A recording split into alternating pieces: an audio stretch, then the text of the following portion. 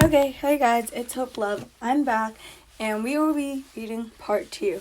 So, of course, I will only be reading, the parts, just like one part per video. If that changes, I will tell you. And, by the way, don't forget to check the description below on every one, just to know what I will consider, a little racier and why I will call it pg13 or something. Do you know that I'm not saying that there are any age restrictions at the moment, but when I am done with this part and I upload it onto YouTube, if I say so, and you are not of proper age, or if you are not mature enough to handle it, I would not advise watching it. This is just for some viewer reading discretion. Thank you, and let's now get into it. Hey, can't you just let me enjoy it for once? Ron said. We'll try to say anyway. What came out just was a mumbled mess around food. But Hermione could still understand. Hermione still understood him. I would if it didn't affect my enjoyment too. Harry chuckled to himself as he watched them bickered, and he was slightly startled by a small cough from a Ravenclaw girl who walked up in front of Harry without him realizing. The girl didn't seem to be much younger than Harry, but judging by the fact he had no clue who she was, he guessed she was a 6th or 7th year. Her cough had drawn the attention of not only Harry, but also those sitting around him. And girl's face colored as Ron and Hermione turned to look at her. I was just wondering if, you would like to do something together sometime? Like study or something else too. If you don't want to, the girl was red up to her ears now. Harry didn't really want to turn her down in front of all the Gryffindors in the area, but he really didn't know what else to do. Not to mention, he was totally off guard. Like, totally caught off guard. No offense to her, just...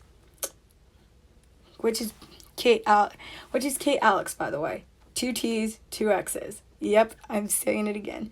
Sorry I didn't put that in the description last time. I'd love to do that. I love to. But I'm really not looking for a relationship right now. He said, oh, what is Jenny thinking? Ooh. Okay, I'm turning back on.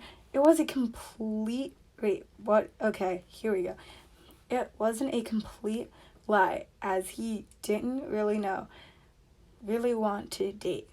As he's still not sure if he wanted to date boys or girls. I'm really sorry, he added in hopes to make her feel even slightly better, because by now she seemed to have grabbed the attention of the entire table.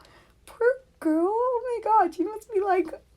I know, it's super awkward when you try and like ask out your crush, or like, somebody like asks you out, and like if you want to go out with them, it's like better, but like if you don't, it's like, ooh, rejection. Anyway, had to take notice as well. Oh no, it's fine. The poor girl managed to say, "See you another shade darker." Oh no. I'll head back to my table. Sorry to bother you. Harry felt extremely bad as he heard her retreating from her table. Dang, she was pretty. Why on earth did you turn her down? I mean, oof! Ron cut off as Hermione elbowed him the side and shot him a glare. Not as pretty as you, babe. Ron smiled. Hermione said, like, don't get no any deals over here. You are mine, okay? That's not what I meant, Ron whispered. Sure, you didn't. Anyway, hey, shouldn't just go out with someone simply because they're pretty. he made a good decision by not saying yes simply because she was good looking. Oh, well, you're starting again, Patsy said as she looked toward Draco, who was currently staring down some girl who apparently confessing to Potter. Oh shit! He's jealous. What Draco said, finally tearing away his eye from the Ravenclaw girl to give Pansy a reproachful look. To Pansy, only raised an eyebrow. I'm not. You totally are, Blazy said, receiving a glare from Draco. Are you actually going to do something this year? Pansy asked. I have no idea what you mean, Draco replied as he turned back to the girl asking Potter, like, bitch, he's mine. Like, Okay. I'll, make it pg13 because I did curse. I'm sorry for that. Yes, you do. You have been staring at him like an animal in heat for the last 20 minutes, as you have been doing for the last 7 years. Woo! Dang, this is deep. Draco jumped out and turned a pointed stare towards Pansy, who sat next to him. More like a glare, man. He must be pissed. I have not been looking at him like an animal in heat. It's like, you have too. And it's starting to grate on my nerves. Just ask him out already and get over with it. I can't take it anymore, Pansy said, dramatically flopping onto the table. You're whipped on. I'm sick of it. I'm not whipped. I don't even like him. He's a boy, for one. And that's a problem now, because you didn't care when I told you I like girls, Pansy shot back. Ooh! I never said it was a problem. I just mean that I'm not gay.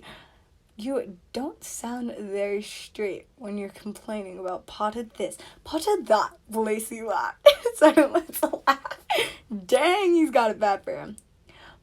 Whatever, I don't have to hear it from you. Dinner's over anyway. Hugh wants to bed. He's going to try and get in the room with Potter, Lacey said. Dang. Lacey said as he got up, earning a laugh from Draco over his shoulder. I will not. Okay, now we reached part 3 from part 1. Because this is Draco's it's Draco's point of view. Okay.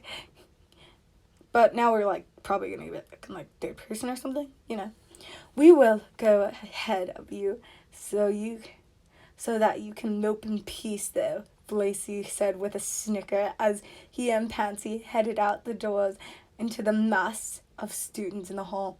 Draco tried to follow them soon found himself bumping into none other than Potter. Watch it, Potter, Draco said, spitting his name like it was a curse word. You were the one who bumped into me in the first place, Harry said, voice raising to match Draco's tone.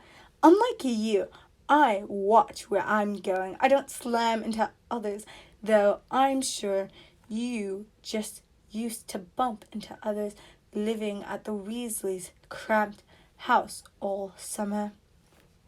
That's where you were for summer, I'm sure. He knew if Pansy were around, she'd only say that comment proved her point, as he would pay such good attention to Potter. Well, if he knows where he's spending the summer with, obviously he's Ron's friend, but if he knows where the burrow is and he knows that he's spending summer there, he's caught attention to Potter to know where he was for summer unless he cared about him. But right now, Draco didn't care. With so many kids, much more cramped, more than they have money to afford things must have been cramped. Draco was cut off as Harry's fist connected with Draco's face. Yes, Harry. Harry was like, I'm not taking this, and my friends aren't taking this either. Okay? Don't be crappy to my friend, and I won't be crappy to you. Draco's face. And the next thing either of them knew, they were on the floor punching and hitting. Boys! The two boys froze as they heard a loud shout. McGonagall down the hall. Ooh! Well, now he's definitely going to be in the same room with him because it's punishment. Unless they kill each other. No. It's a Drake fanfic, so I don't think so, but you never know. Cut that out immediately. I invited you back here for another year, believing you both were mature enough to put aside this petty behavior aside. And yet I find you two going at it in the hall and fighting the younger years. Oh. McGonagall gestured to the students retreating to the dormitories, following the perfect. But Draco, as he got off the ground, but was cut off from McGonagall. No buts, there are no excuses for your non-stop bickering. I've been thinking, and the other professors and I have come up with a few ideas that might help promote better behavior. Draco and Harry immediately shared frightened looks. Whatever she was about to say, both of them knew they wouldn't like it. In lieu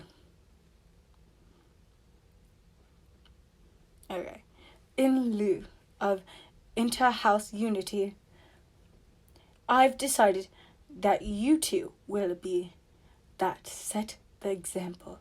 I want you to be expending at least an hour a day on school days, and 2 on weekends in each other's company. Well, Draco will be happy, but Harry's like gonna be pissed because he's like, what? I don't want to be here with that shit. Oh my god, this is good.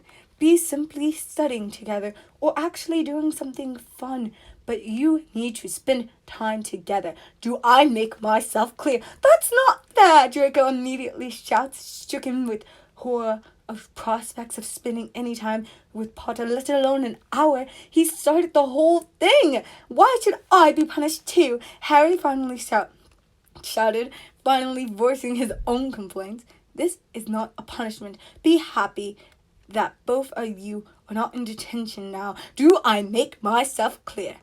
The detention would have been better, Draco muttered. Do I make myself clear?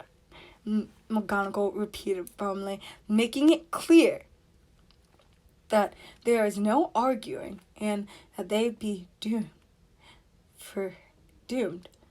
that they would be forever doomed with the task of hanging out.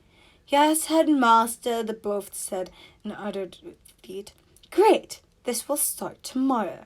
McGonagall turned away, leaving Draco and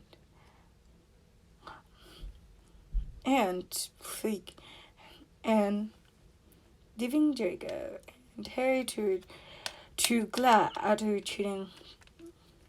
Okay, so I just found out that Alex actually did not make sure. She said, she said an image wasn't her and that it belongs to Alex there on Instagram, but I don't think that matters because you're not actually going to see the cover art here. I'll see you for the next part. I hope you guys enjoyed, and this is Hope Love signing off.